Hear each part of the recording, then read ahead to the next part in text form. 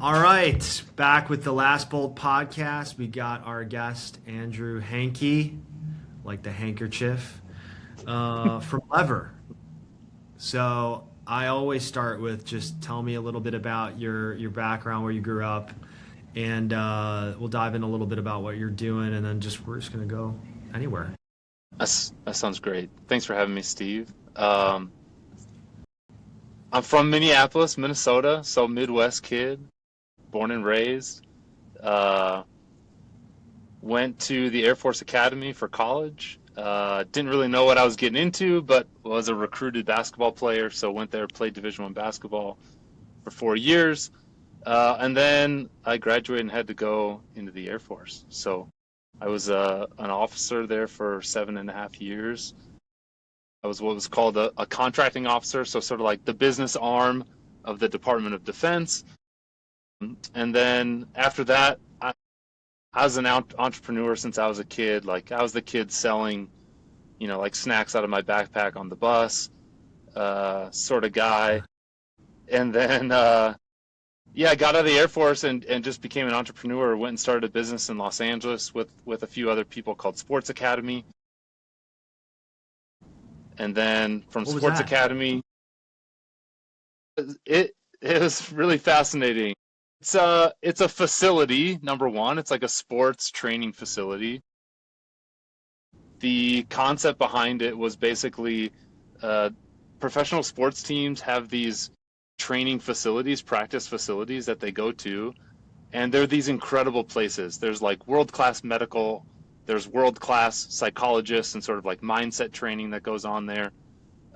There's obviously like recovery and physical therapy and sports performance, like everything sort of wrapped into the play. So if you're the Lakers, right, like you have your own facility where you can treat your whole roster with exactly what they need to perform at their best. Well, at the time in 2015, 16, like this didn't exist in the public market or I guess as a private business, right?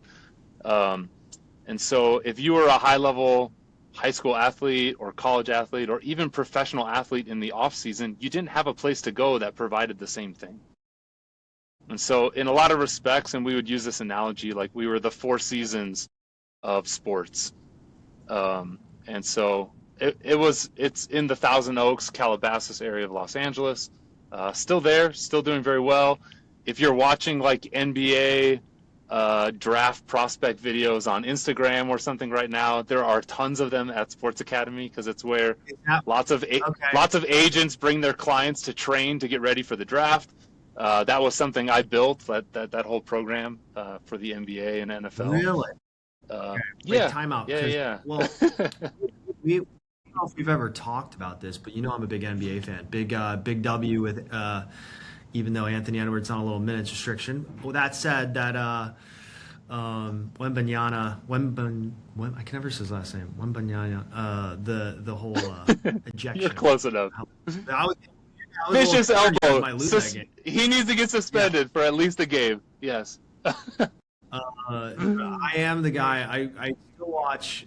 Um, I used to watch incessantly like draft prospect videos and like summer camps. So that's awesome. Okay, so you So if you see transitioned from there, and this then star what's logo in the background that says Sports Academy, like that's it. You'll see you'll okay? they're all over. Yeah, all over right now. Nice, nice. Yeah. So So you I left that. transitioned from Tell me what there. happened. Yeah, so Kobe Bryant came in and bought like a controlling stake in the business after just being open for like 2 years. Um, and at the time, Wow. I had a young family, young kids, and I took that opportunity to exit the business and get out of LA. So expensive, so much traffic, and I went into a space that Traffic. you're familiar with, which is like old school, unsexy manufacturing in America, uh, and became the chief revenue officer and a partner in this business called OTW Safety, which makes really dumb stuff out of plastic. But all the like orange and white barricades and traffic cones and stuff that you see on a roadway, we made all that stuff uh, here in Salt Lake City, Utah. Sold it all over the world. and it was really like a dinosaur business, what I would call a dinosaur business. So like uh, they still like did sales orders and invoices on paper when we came in, and like filed them in a file cabinet. Um, this was Okay. like 2000, Before, okay, 2017, 2018. how did you fall into this opportunity? Because you leave LA and Yeah. then how did you go? Oh, yeah, we're gonna go to this business. Like, what happened? What's the story? Super random. My old neighbor. So when I was active duty Air Force, we lived in Salt Lake City, bought a house up by the University of Utah, um, and a next door neighbor, this guy who was a consultant at Booz Allen Hamilton, uh, he ended up through a crazy series of events. The owner of this business got a brain tumor.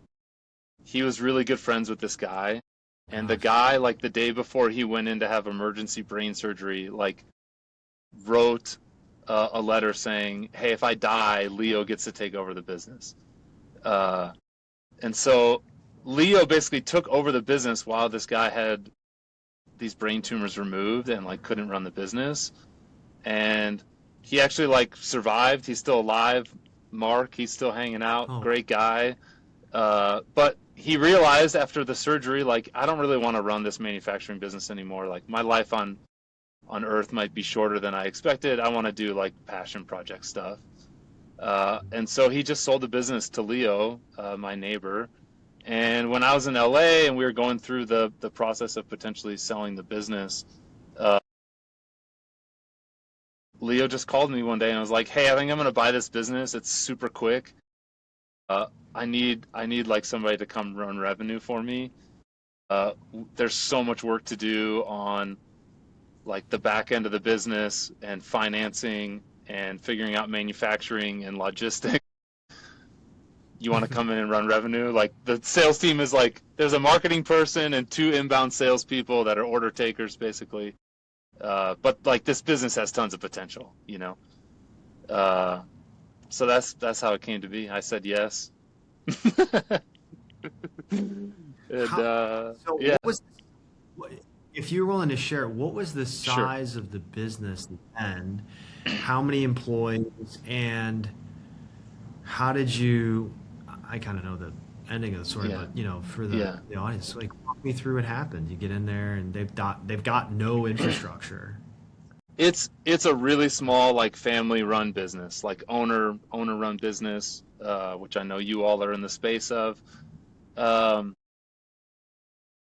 and there were like 7 employees, and they contract manufactured a bunch of stuff. But what was interesting is they owned the IP, so they were like the Mark, the original guy, was like the engineer inventor of how you blow mold enormous plastic things. So nowadays Mm. it's ubiquitous. Like you go to Costco and you see like a 10-foot canoe that's made out of plastic. That's blow molded in a giant blow molding machine. The same thing that you Mm. see like a water bottle's made out of, the same manufacturing process, just 100 times bigger. Um, and so he Okay. invented the way that you could do that, to do large plastic things at scale, 500 to 1,000 in a production run.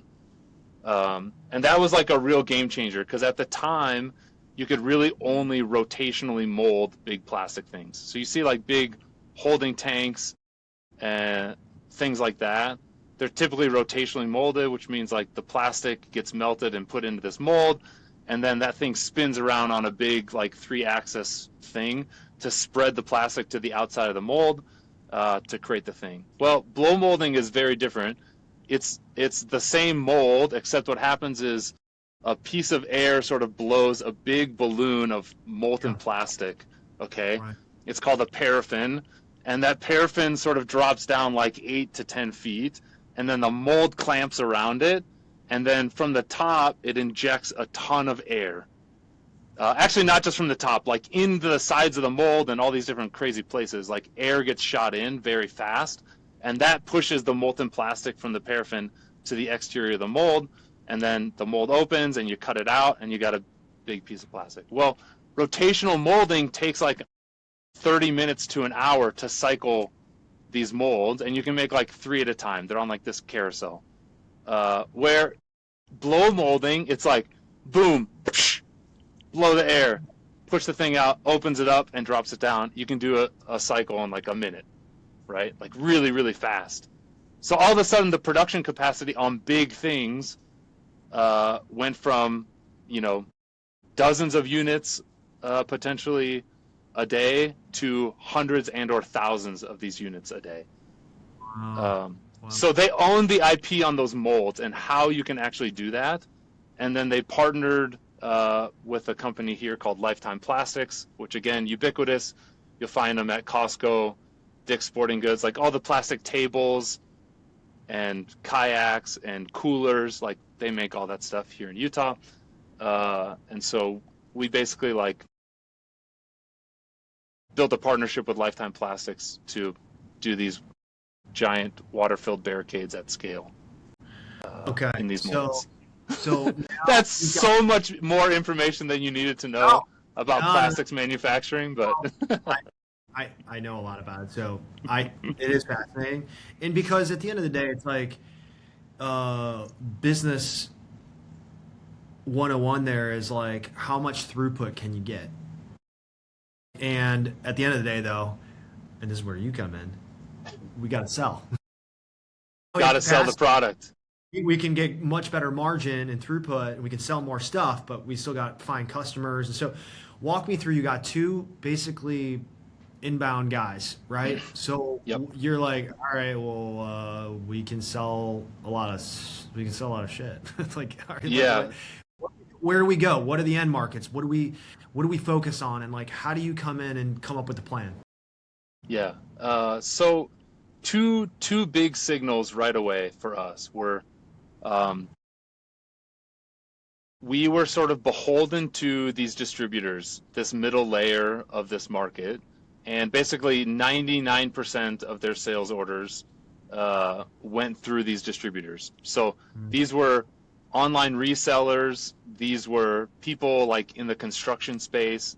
They're like these safety companies, or they were like these traffic control companies. So the companies that you see that like lay the cones out on the highway, like they have these giant yards, acres and acres of yards where they have all this safety traffic equipment.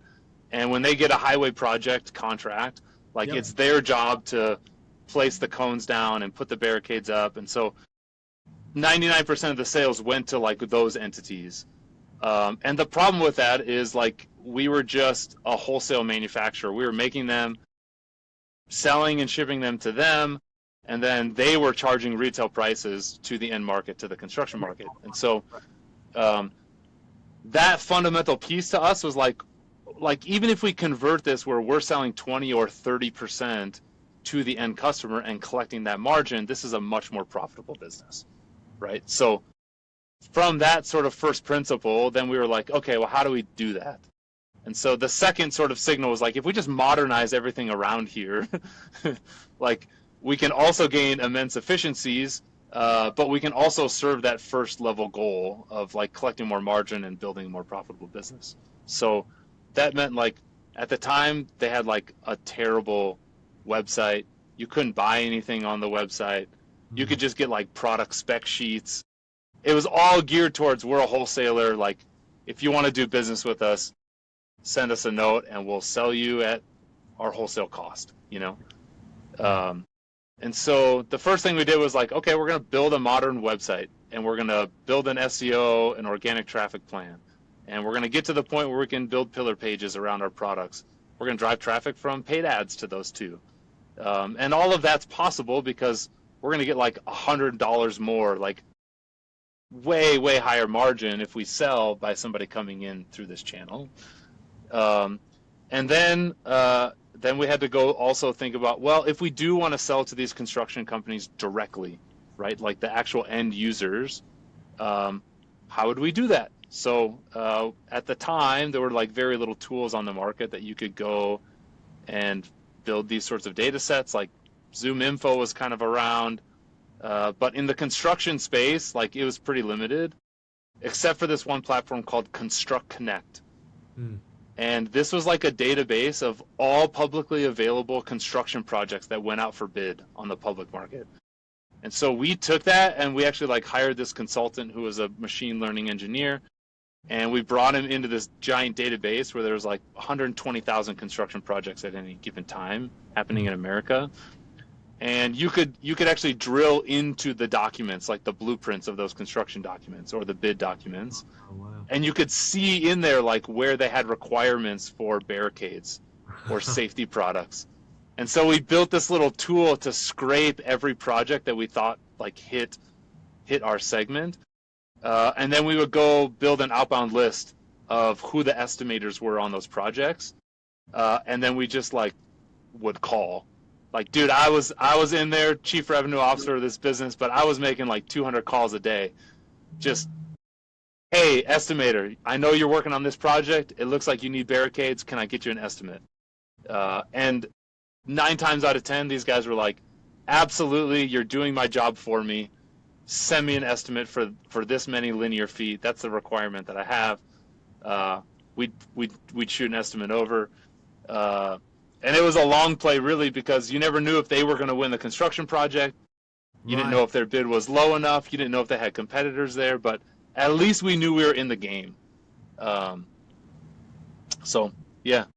We went and just like sort of modernized the whole tech stack within the business. Right. To modernizing the website, modernizing the marketing, building outbound and net new sales channels.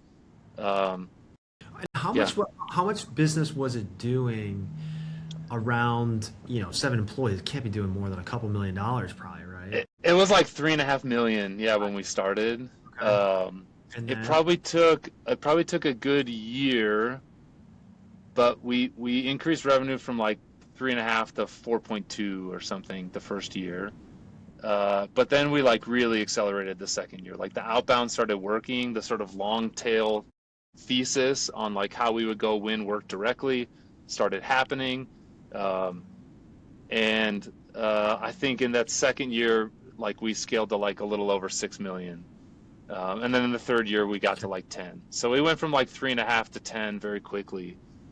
And at the same time, I think we increased margins from like 32% gross margins at the business to like 55-60%.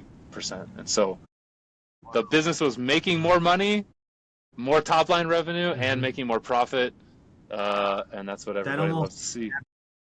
It's kind of like it's almost it's just so hard to grow top line and bottom line at the same time. It's kind of like, well, at least someone, I forget whoever gave me the example, but at least it made sense to me, which was a gym analogy where it's like, do you want to bulk or do you want to cut? Right? Like you can't really gain muscle. You can't really gain muscle and, get like lean, right? So you got to choose one. And you found a way to like basically cut out the middleman, modernize the business, grow it. When did you, how long were you doing that till when you kind of left and when segue out of this business? Yeah, it was like 3.5 years, like sort of persisted through COVID for about a year. And then me and the other partners, we still talk. We're still friends, but we just sort of disagreed on the future of the business. Not that they were right or I was right, honestly, but they were like, "Man, this is a great little business. Like, we want to just keep running it like this. Like, 15 or less employees. Like, we ended up buying our own warehousing space and doing a bunch of our own logistics, which helped too." They're like, "Dude, we're like cashing this thing in. Like, this is great. We don't have to work that hard anymore." And I was sort of like, I was much younger than them. I was like, "Guys, let's scale to 100 million." They're like, "No, this is good. Right. Like, this is great for us." So that was all fine. So I decided to leave, and that was a great decision too. And just sort of went into consulting at the time, or what I thought was consulting. A partner that I brought in to help me do some stuff, Nate Stoltenow. He was kind of already doing consulting, and he was like, dude, just come jump on some of these projects with me and learn how we do this, but you have all this experience. And, at that time I had done this, like, these two businesses where, like, from scratch had to build what I call like a revenue system. Like, we had to build everything from scratch twice. So I thought I had gotten pretty good at this, and I thought I'd see, like, hey man, can I do this for other businesses sort of fractionally? Can I come in and give this perspective and try to use these same learnings to do this thing? And then we just kind of, like, classic entrepreneur story, like, meandered around a little bit, like the two of us, like we took on all kinds of different work and projects, and it was always kind of up and to the right, but in this really squiggly line. And then we got this opportunity to join this tax business, which is about the time that I met you, or slightly before I met you, because there were these crazy tax bills passed during COVID, where it opened up employee retention credits. It's called the ERC program, where companies could basically get a chunk of their payroll taxes back as a refund if they kept employees on during COVID. Like, if they did the good thing and kept people on payroll, the government sort of said, hey, we'll reimburse you for that. And this was targeted towards small and medium-sized businesses in America, like less than 500 employees. And I had gotten this consulting engagement where this company was like, hey, we're doing this. The unit economics are extreme, but we can't figure out how to scale. Like, we've sort of reached this ceiling. We don't know how to, like, build the sales process. We're using HubSpot, but, like, we don't really know how to use it, and we just kind of need somebody to come in and give us a perspective on what we could do to sort of re-architect things, build some new processes, and scale. Because it was heavily dependent on, like, person-to-person phone calls with these business owners. Like, they needed to be, like, really high trust. I think this is where you and I first connected. Like, man, I know how to have those phone calls with these business owners.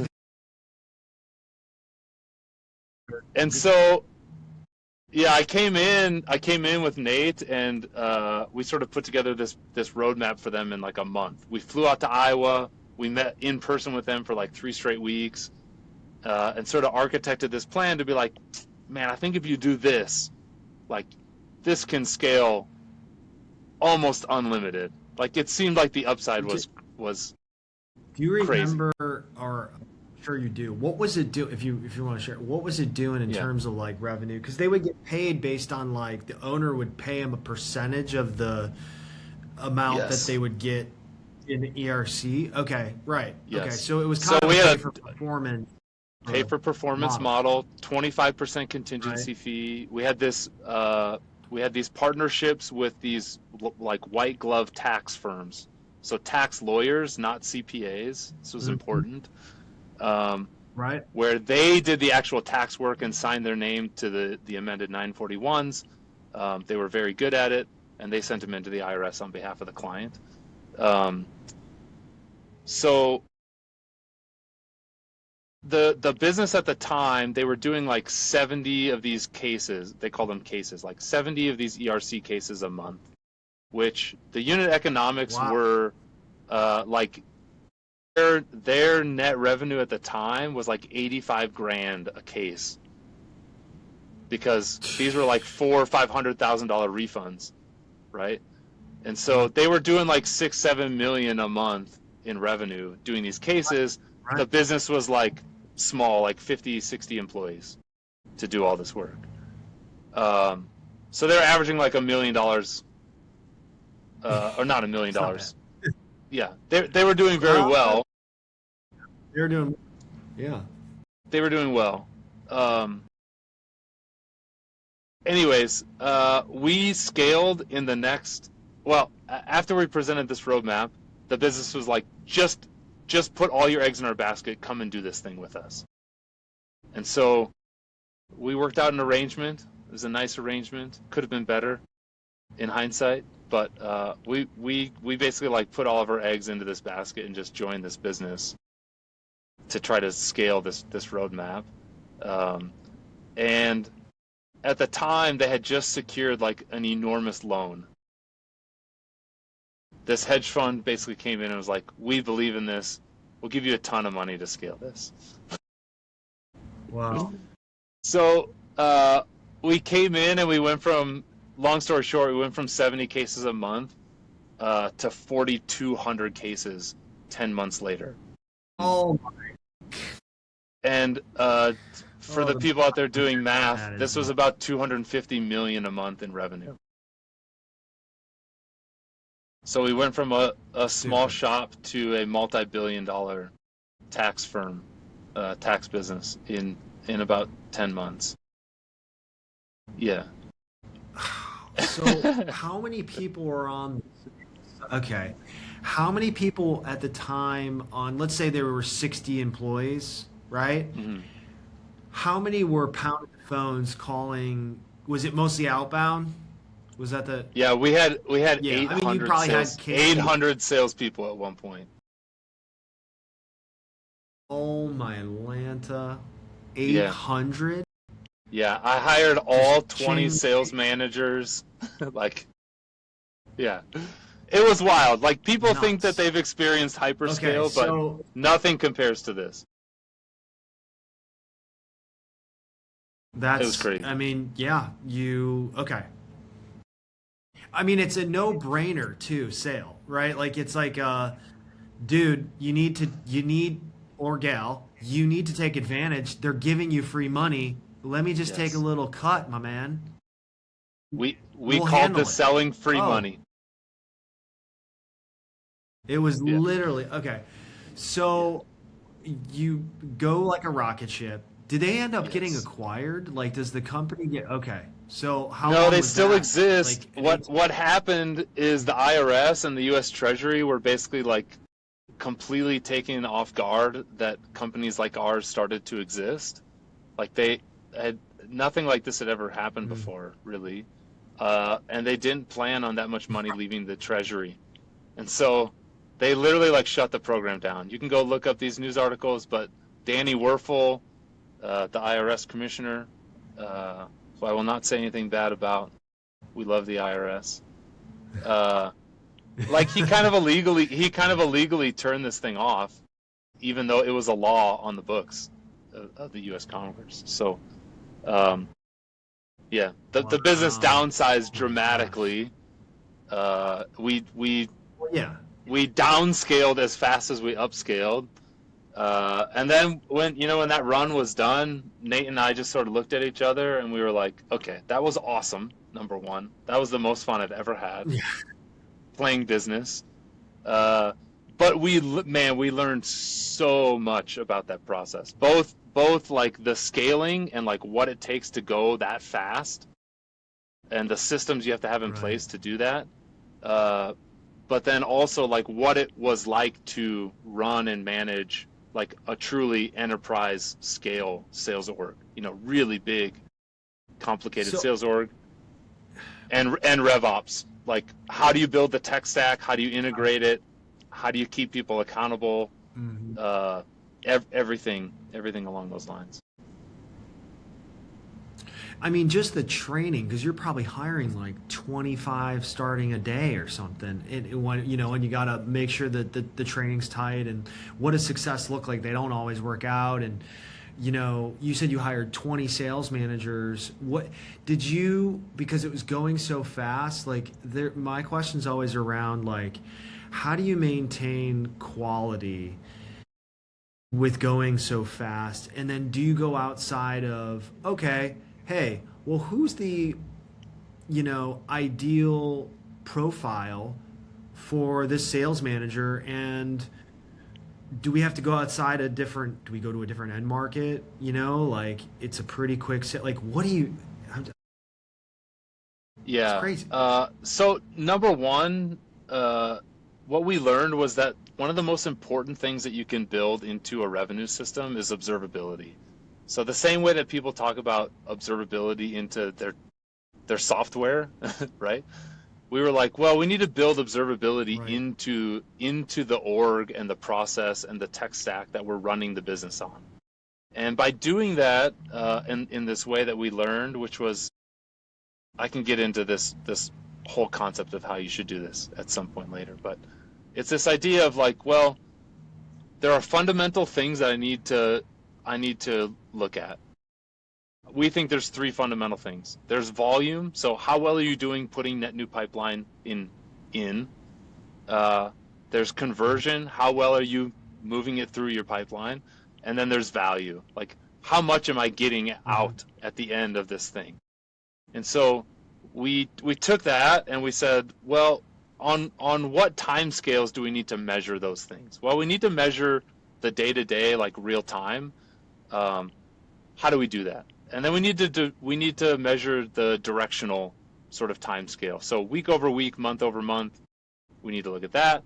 And then we need to measure like the strategic time scale. Hey, like quarterly, yearly, like how are we tracking to these goals that we have?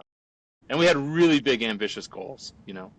So if you can sort of bound everything in those three fundamentals, and then you can think about those three time scales, then the last thing you need to do is just think about like how do I build an individual process layer, and then a sort of managerial VP layer of reporting and data, and then on top of that, like the strategic executive level reporting of data. And so that sort of framework of 3x3x3 works incredibly well into building observability into a business.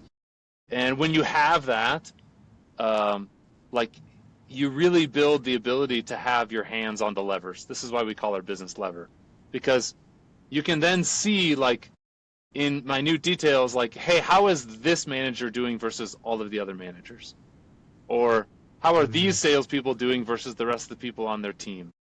Or how is this process, like what is the conversion rate of this process compared to this conversion rate? And so that becomes like fundamental to how you then run the business and you hold people accountable.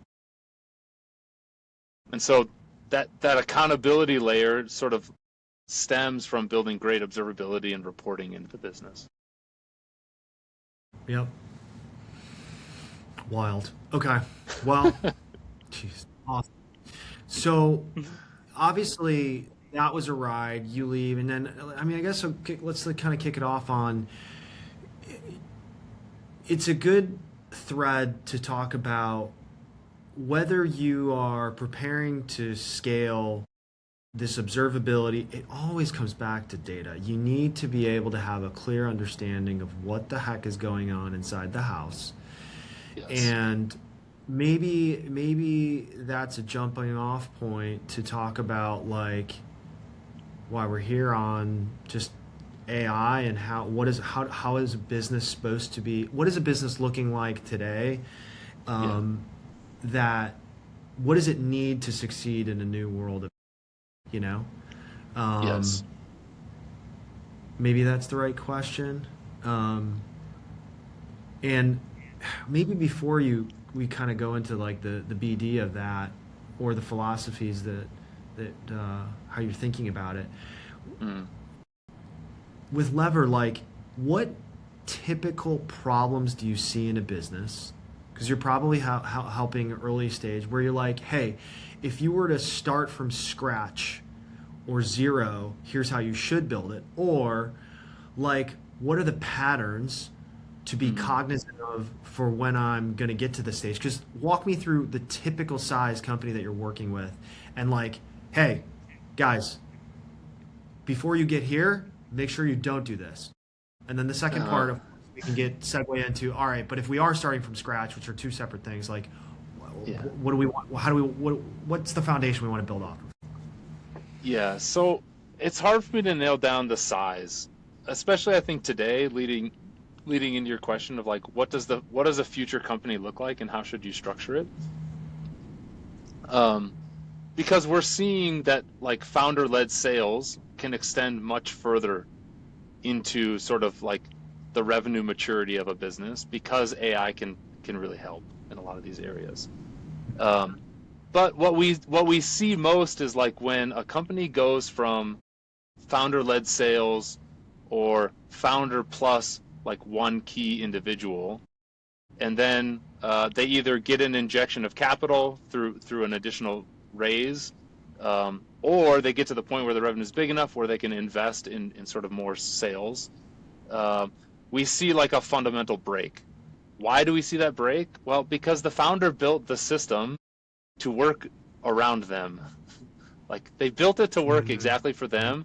They learn a ton of lessons along the way in how to do that, but you can't take something that's built around an individual person and then hire a head of revenue and 3 or 4 AEs or BDRs and expect that same system to work, because it's a fundamentally different playground. It's a different game that you're playing at that point. So what you have to do is then you have to think about like, well, how do I build process and structure and a tech stack that is able to like bolt people onto it, right? And so you can go from founder-led sales where you can manage everything in a spreadsheet and in Slack to like, oh, now all of a sudden I have to keep track of my salespeople's sales activities. I need a CRM. I need HubSpot. You know, you need to run an outbound motion or something where, you know, like I can manage those replies and book those meetings and like have it all top of board where I can again have observability into it to know how well it's working.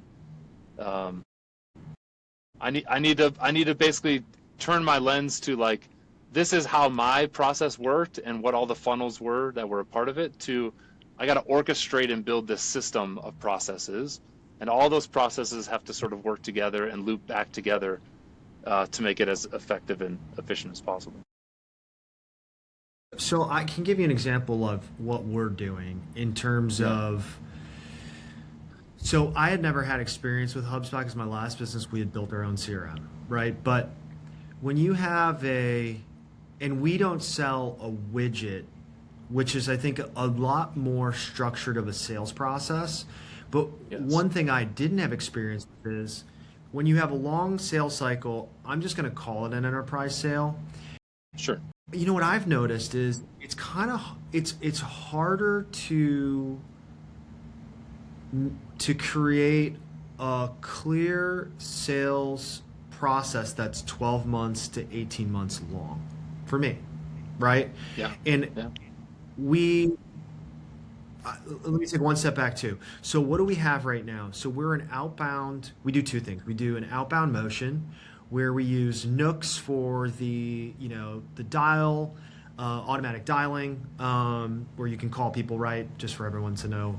It's like Orem, another software you can call 5 times at once. We have Gong, right? A sales software that allows us to, of course, record the call, use as coaching and training, etc. We have HubSpot as the CRM. We have Ample Market, which is just a better AI data provider than maybe the legacy Zoom Info or Apollo. Apollo. Yep. Right. Yep. And then we've actually hooked all of these systems up into our Claude so that we can work out of one interface, and I can make changes and updates. I can go, hey, what's going on in this call? Get me up to speed. That's our sales stack right now. Okay. Now, when we talk about the process, so things are being tracked. So here's my question. One, in a longer sales cycle for companies, so I didn't have the experience. I was at a quick sale. We sold this vertical SaaS software solution. It's 30 to 60 days, but you should be able to sell it within 30 to 45 days, right? When you go to a longer sales cycle, but you're not selling to enterprise, right? Like, I've had actually trouble, and this is more like me asking you for help, but like, what does someone do when like what does someone do when they're not selling to an enterprise company, but their sales cycle's long, right? Now they could be selling software, but Yep. like it's a 12-month sales cycle. In this case, we sell companies. How do you, I try not to overdo the amount of steps to build a system for a sales process, Yep. but then I feel uh, there's a bunch of black holes along the process that I don't know what's going on, even though I feel like I'm observing the sales cycle. Does that make sense? I think so. We talk about this. I'm a consultant, so I'm going to give you a framework because frameworks I think Okay, are perfect. really helpful in instances like this. Um, we talk about this action result framework, meaning you should have those 5 or 6 steps Yep. defined that are critical results that are necessary to getting a deal closed. And they're sort of Hmm. sequential, right? These are your pipeline stages. Um, but most importantly, what we don't see a lot of times is that people think about the action that lives in between those states, right? Those That's what I'm result talking. states. Exactly. So the black area you're talking about is this gap in between, okay? And you Yep. have to think just as hard about the action in between the results as you do the results themselves. So, like, what am I talking about here? Well, if you look at the top of a pipeline, um, like most people start their pipeline with like lead interested, okay, which is like this really fluffy, ambiguous language around what it actually means. And for us, we're like meeting booked, very precise. Hey, the discovery meeting, it's booked on somebody's calendar. I know that that is the result. That's why it's in this pipeline in the first place. Uh, and the next stage is Hmm. meeting held. Like the meeting actually happened. Okay, well, what happens in between there? The key action is you have the meeting, you have the discovery meeting. But more importantly than I just had the discovery meeting, I've mapped out and I've designed exactly the way I want the discovery meeting to happen. Meaning, I have the 5 or 6 questions that I know I need to ask on every single discovery call. I've created the right energy and the right atmosphere for the prospect to feel good about it. I've cast the vision of like, hey, if you work with us 12 months from now or 18 months from now, your business is going to be in a lot better place and you're going to sell it for a lot more money, right? You're sort of doing that vision casting along the way as well. And so when I say sales Vision. process, I'm saying like, man, you got to really define what it takes to have a great discovery call that's going to set you up for success through the pipeline, right? Now, that's just one Yep. result to result with action in between. You go deeper in the pipeline, it's like I've presented my pricing and I've given them a look at our MSA. What do I need to do to get that signed? Like to get a contract put in place and signed? That time scale might be much wider, right? But then you have to think about what's in between those two things. Right. Well, legal's in between it. You Mm. know, for your clients, their CPA, their tax person, like somebody else is involved there because they're trying to understand what's going to happen when I sell the business and all the economics that goes into that. Um, I don't know. There's probably a bunch of other things there too. But you have to think about what are all the things that live in that liminal space between those two key result stages, and how do I action on those things in a manner that gets me there like more times than not, you know, in the most effective way possible. And so Yeah. Yeah. to You bring know. in one more key point, like time, people always mistake this in a revenue system. They always think that shorter time is ideal, but that's not the case. We don't see that all the time.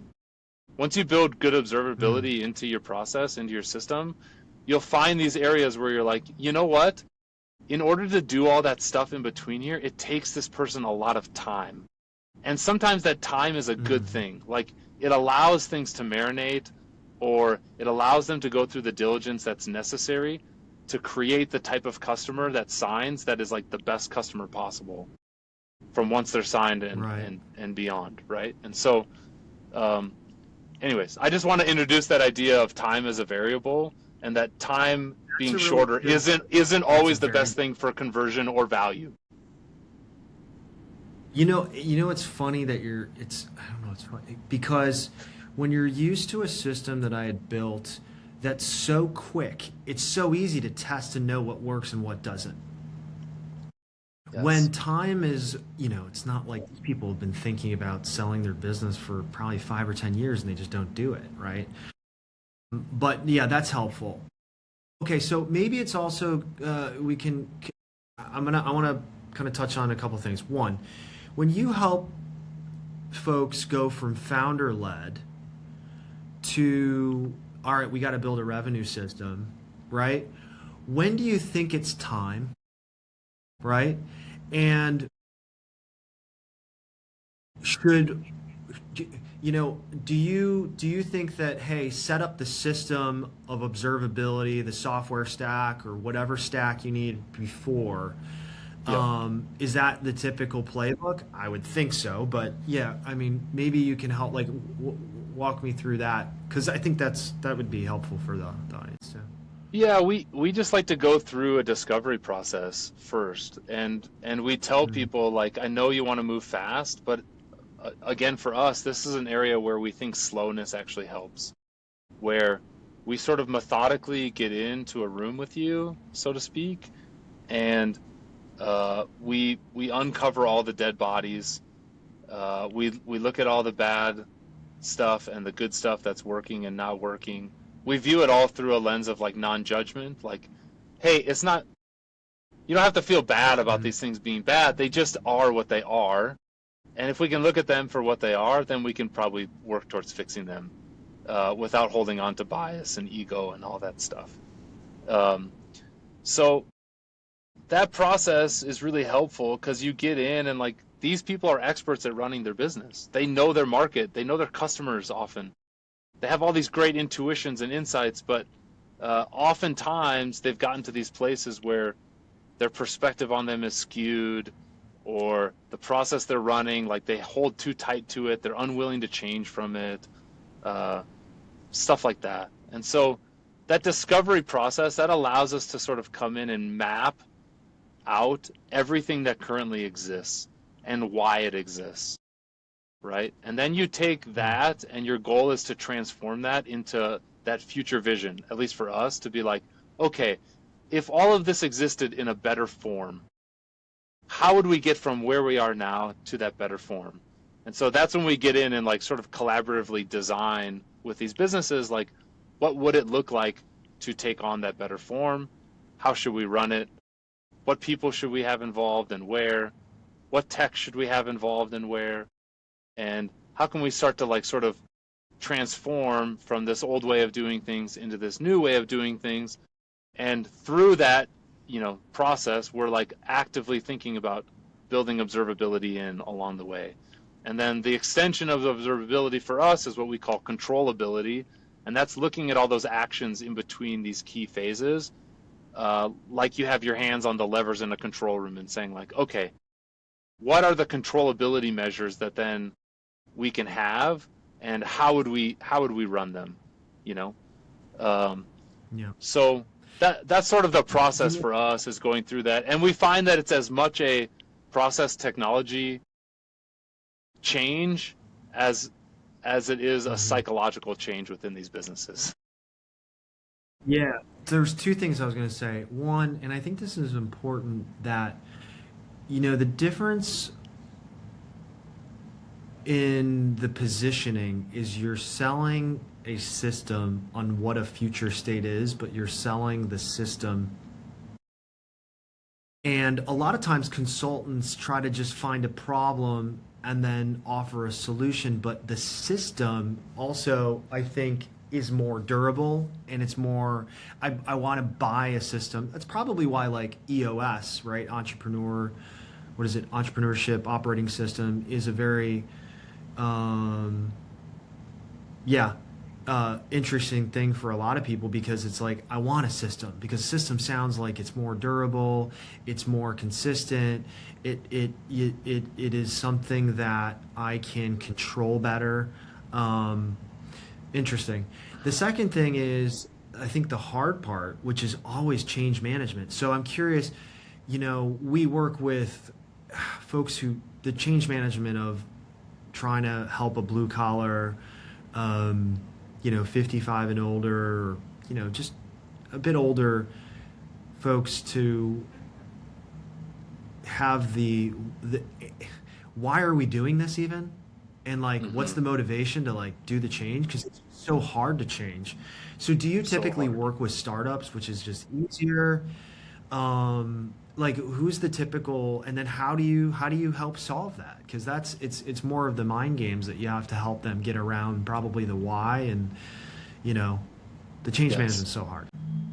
We work with both, and it's just two completely different paradigms on either side. Like the tech startup Definitely. is so much more work because they're tech savvy and they know how to build these things. So the technical execution and building things out that way is way more work and harder.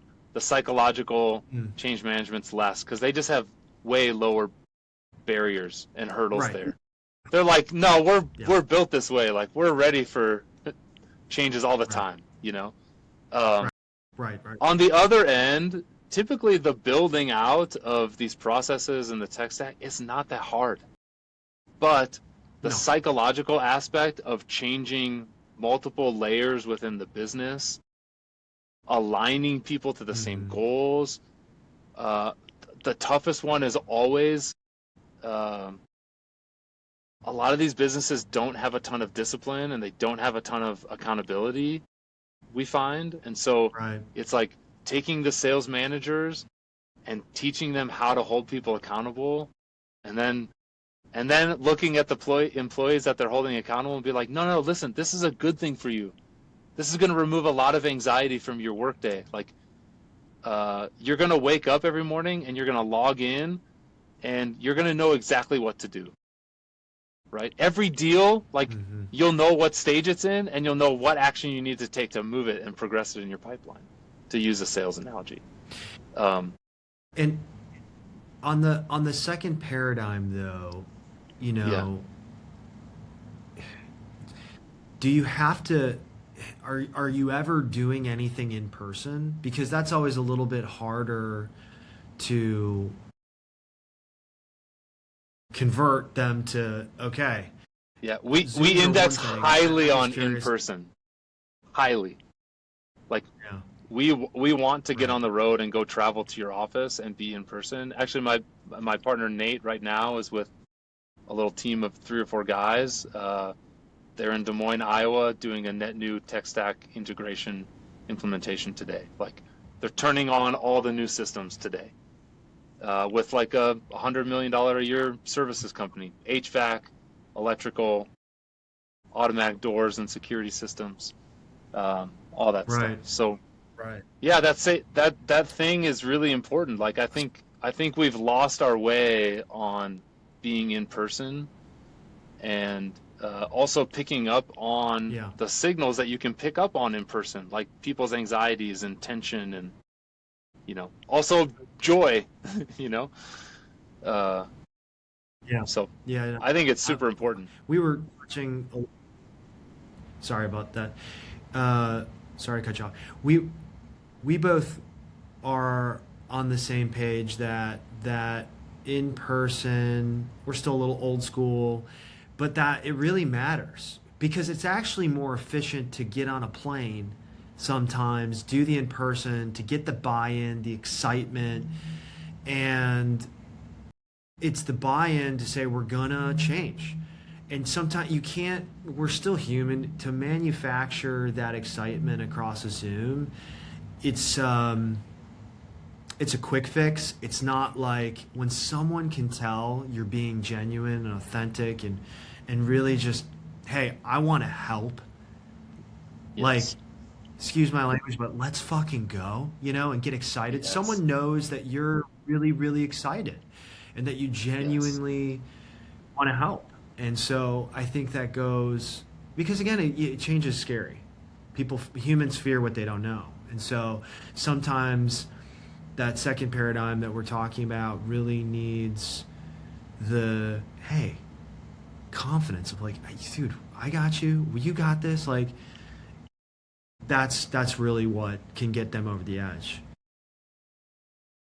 And maybe as we kind of like wrap up here, how are you thinking about things in an AI world, but still, what still leaves us human in building business? Like, what's your thoughts on the future, or even the near future, next few years of like, what does a business look like in an AI world, Um, and what I, still I matters? think, well, I think that it's easy to set up systems and use AI in this way where you're just expecting it to give you an output. Hmm. And I think that's fundamentally a mistake. I think that we should be using it in this way where it's a collaborative partner, but the human is still the focal point of the interaction. Yeah. What do I mean by that? Like Well we said. build a lot of our AI, like our harnesses, and we build skill files into them to tell the AI like, hey, I want you to treat me that way. I want you to treat me like this collaborative partner, and I Explain to want I the audience though what a skill is. And also, I okay. don't know if you saw Anthropic's. It's like a 5 minute video about it actually has emotion, and that they did the testing. I don't know if Yes. you read, anyways, but go ahead. Yes. Go ahead. Yeah. So a skill file is basically this little instruction. Um, it's not a prompt. It's sort of this background thing that you can inject into it to say, hey, I want you to do things this way. Here's this sort of structured way in which I want you to work within this co-work file or within this project. And by doing that, you're sort of giving it like an ethos. I don't know if you would explain this differently than me, but I think of it as like I'm instilling an ethos into this collaborative partner that I want to work with, and it's going to work with me the way that I kind of want it to work with me. But if you think about it that way, you can take some of the best learnings from the best people that have ever done these things in the past. Uh, I think you have some examples you want to talk about, but one that I love is this guy Richard Hamming, who worked at Bell Laboratories for a long time, um, and wrote this book called You and Your Research. Uh, and he's one of the founders of like coding theory, like how you should code and program a computer. But he's really this brilliant philosophical thinker. Well, I took a bunch of his key concepts and a bunch of Charlie Munger's key concepts, like the inverse principle and aligning incentives, uh, and a bunch of great stuff that I like and sort of resonate with how I like to work and how we view our business. And I put it into the skill file to say like, hey, these are sort of like the things that I want you to keep in mind and the ethos I want you to have when you work with me in here, when we're talking to each other. Um, and again, I frame that around like I want you to be curious of me as much as I'm asking you for things. Yep. So I want the AI to actually like go through and pick up on things that it's picking up on, but then ask me how I feel about them. And what Exactly. I find is it starts working with me in this way where I'm having to give it explanations and context and all of this stuff in the process of going through a chat with it, that when we get to the point where we need to create a final output, the output, it sounds more like me. It's much more reflective of what I'm trying to do. It has much more context and understanding for why we're doing it that way. It sort of bundles all this stuff together so that you get this output that's like, man, this is exactly the output that I was looking for. Yeah. You can, for the audience, use it as and I don't think a lot of people do it. They most in this way as like a thought partner.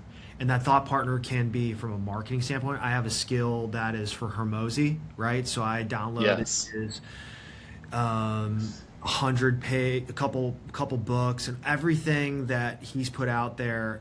I load it up as context and I use it as frameworks to help me think through sales, for example. You can do that for any discipline. I have a CEO coach. You can also, though, use a skill that is a repetitive task that you often do. For example, I need to get up to speed on a business, and typically we're agnostic in industrials. Dude, learning about a niche business or logistics tomorrow, I can do a deep research prep call that I obviously don't want to have to keep typing every time. This is what I want.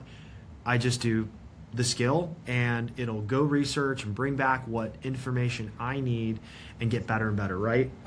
Yes. And what's also interesting, though, is to your point about this. If you really know yourself well and are self-aware, you can leverage AI to a place where, if you're very honest with yourself on what skills you lack, how you want to be spoken to, that you're comfortable with being as honest as you can with the open eye, so that you can use it as a therapist, however you want to have a. I talk to myself a lot, and Yes. but you can talk to anyone that you may not have a first degree of separation from. And so I think it's fantastic where we are living in a world where, to you go back to one of your earlier points, can a founder go longer and farther with less resources? Hell yeah, they can, because you Yes. can leverage the best and brightest minds with the best research for $20 a month. And that wasn't possible before, right? And so I guess, how do you think about what you would do for some of those who are thinking about, maybe I want to be a solopreneur? Like, what does a business look like with AI, and how would you get started? Yeah. So number one, I'm going to start with, I think being a solopreneur is the worst idea ever. Maybe this is a hot take, but when I first went out consulting, I had Nate, but like really we were kind of solopreneurs. We thought that was the dream. We followed people like Hormozy and Justin Welsh and some of these people that sort of idealized this idea of a single person business in your basement. But then you realize quickly that you're sitting in your basement by yourself all the time. Yeah, you're reclusive. Dude, I don't want to do that. Like, I want to be around other great people and feel their energy and be collaborative with them. And so I'll usher that in to say, like, that's what you should be thinking about. Like, who are the 3 or 4 or 5 really awesome creative people that resonate with me, that I can collaborate with, to go build this thing that we all believe in? Yeah. Like, that would be the ideal. 1,000% agree. And we made a difficult decision a couple months ago where we had great people that weren't in Chicago, and I'm not a good enough CEO to have. We just said, hey, come to Chicago, or we have to be in person. I think out loud, and yeah, like, I just love being in person, and I love because I think that's in an AI world, I don't want to lose the emotional part of the journey when you're building something. Wherever you are in your journey, you could be starting from the 0 to 1, which is like, hey, it's just you and your partner. And I think about a couple years ago, my partner and I were working out of our apartment complex in Florida. Like, you could be a 100 person, a 250, it could be 1,000 person.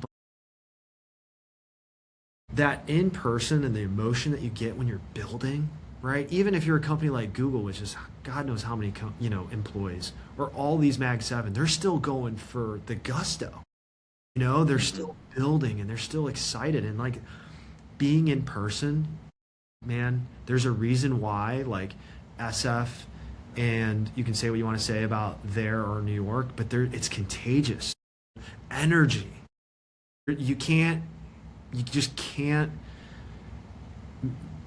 manufacture that everywhere. it's hard, you know? So I'm like, hey, we can output more and we can have higher operational leverage with AI, but we're just going to have more entrepreneurs. My belief is that, you know, I don't agree with the way that we're positioning and selling AI because I don't think it's all about replacing jobs. I think we're going to have a lot more entrepreneurs. There's a lower barrier to entry. I think working in a small business is awesome because, you know, you get to actually have the relationships. You're not just a number. We don't have to work for these large corporates anymore. And you can have a great business where everyone is actually paid really, really well because of AI, because you have so much leverage.